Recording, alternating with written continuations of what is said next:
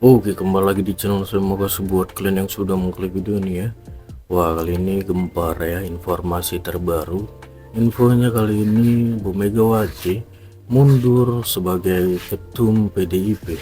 Wah, dan kali ini ada juga ungkapan dari Laksamana Soekardi yang bilang Bu Megawati ini bukan seperti ketum ya kan, tapi seperti stand up komedi ya, yang pidatonya selalu mengarah ke satu arah ya kan, tidak berkelas lah ibaratnya ya pidatonya. Kita lihat gimana videonya. Sebelum kita ke video, bantu subscribe channel saya belum subscribe. Tidak tunggu lama, kita ke videonya langsung, let's go. Pertama ini soal Bu Megawati kabarnya mundur sebagai ketum PDIP di bulan ini. Karena infonya juga kemarin salah satu mantan kader PDIP ya, Effendi Simbolon yang juga mendesak supaya Bu Mega sebaiknya mundur karena sekjennya Pak Hasto jadi tersangka. Ini bagaimana informasinya? Karena kalau Bu Mega mundur ada yang bahagia. menurut ya, kalau saya coba lihat, ini berawal ketika Effendi Simbolon berpendapat ya, beropini sebaiknya Bu Mega mundur karena Hasto yang menjadi tersangka KPK. Berawal dari berita itu, kemudian banyak jurnalis itu meminta pendapatnya Effendi dan itu disampaikan. Nah, itu dikutip beberapa media tayang. Namun sebuah channel YouTube,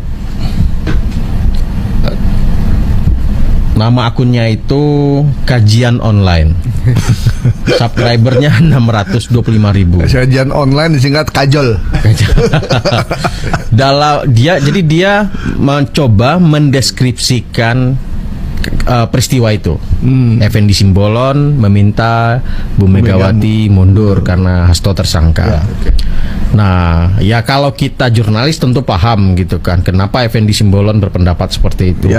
Kita tahu 2023 kemarin mereka dia nggak masuk kan daftar caleg dari PDIP.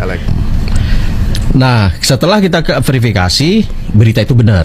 Effendi memang menyatakan itu. Namun berita soal Megawati mundur itu hanya opini dari orang yang belakang saya ini. Oh, si Tegar Gumilar. Ini. Tegar Gumilar ya. Gitu. Sampai nanti minggu depan kita bedah lagi, masih kajian online lagi. Oke, berarti Megawati resmi mundur sebagai ketum PDIP pada Januari 2025. Kita nyatakan hoax ya. Oke ya. PDI Perjuangan itu sampai hari ini tidak ada yang bisa mengalahkan.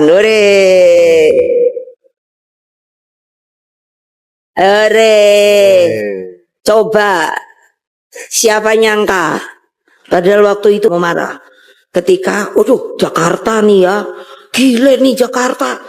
Terus aku mikir, gua tunjukin silatnya saya. Lo ya, coba toh yang direkayasa. Lah saya itu kan kayak nggak ngerti, nggak orang lapangan, nggak opong no. Aku mikir ki gawe-gawe senario ki. Maaf, 1000 maaf. Waduh, apa? Ngambil mau Bali. Oh, gitu kan. Kayaknya enak kalau ngambil Bali. Dadat, ngono kan. Wes. Secara prinsip tuh gini loh, hubungan pertemuan dalam konteks ini tuh memang adalah pertemuan Pak Prabowo dan Bu Mega. Dan dengan segala hormat saya pada Bung Ade Armando, Pak Jokowi ini lagi nggak diajak ini dalam topik ini gitu loh. Kenapa dibawa terus sih? Kita hari ini fokusnya adalah bagaimana Bu Mega dan Pak Prabowo ini dalam konteks merajut hubungan, apalagi menindaklanjuti rasa terima kasih kami pada Pak Prabowo yang meluruskan sejarah tentang Bung Karno. Poinnya di situ sebetulnya. Baik, saya ke Bung Ade. Bung Ade, menurut Anda, tidakkah tanggal yang nggak match itu secara mengemuka terlihat di publik, ya? Jadi mereka masih mengatakan bahwa kami nggak terima Pak Jokowi. Masalahnya Pak Jokowi ini dekat dengan Pak Prabowo.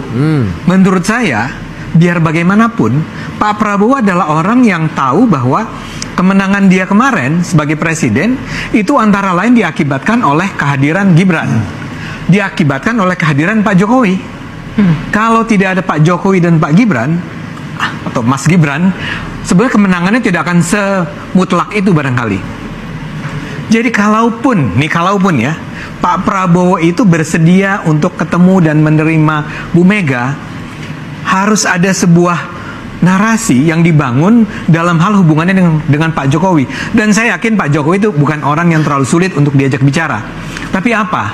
Ya, karena kan ada saja, misalnya terakhir saya menonton ada Refli Harun misalnya bikin podcast ya di Refli Harun Channel yang bilang bahwa kalau Megawati kubu PDIP sampai masuk ke dalam kubunya Kim, mereka akan menuntut sesuatu, kan harus ada keuntungan yang diperoleh, Imbalan ya. ada imbalannya, dan imbalannya adalah, walaupun saya anggap ini Refli Harun dalam hal Di tengah rencana pertemuan Presiden Prabowo dengan Ketua Umum PDI Perjuangan Megawati Soekarno Putri, Ketua DPP PDIP Puan Maharani mengunggah momen bersama Prabowo dan Ketua Umum Parpol Koalisi Indonesia Maju. Apakah ini jadi isyarat baik sebelum pertemuan Prabowo dan Mega terjadi? Kita bahas bersama juru bicara PDI Perjuangan Ciko Hakim, politisi Gerindra Hendarsam Marantoko, dan juga Direktur Eksekutif Parameter Politik ada Adi Praitno. Mas Adi, selamat sore. Bang Hendarsam, Mas Ciko? Sore. Ya, Waalaikumsalam. Saya mau ke Mas Adi dulu. Mas Adi, yang dibacanya apa sih dari unggahan Mbak Puan ini bersalaman dengan Pak Prabowo dan sejumlah ketua umum dari Kim? Ya, saya kira cukup sederhana bagaimana kita bisa memaknai unggahan yang disampaikan oleh Puan Maharani ya. Ini sebagai bentuk penebal sebenarnya bahwa PDIP itu sepertinya memang memiliki hubungan politik yang cukup baik ya dengan Prabowo Subianto. Yang kedua, memang ada kecenderungan secara politik bahwa Puan Maharani terutama dan para elit-elit di belakangnya itu ada kecenderungan ingin menjadi bagian dari kekuasaan politik pemerintah.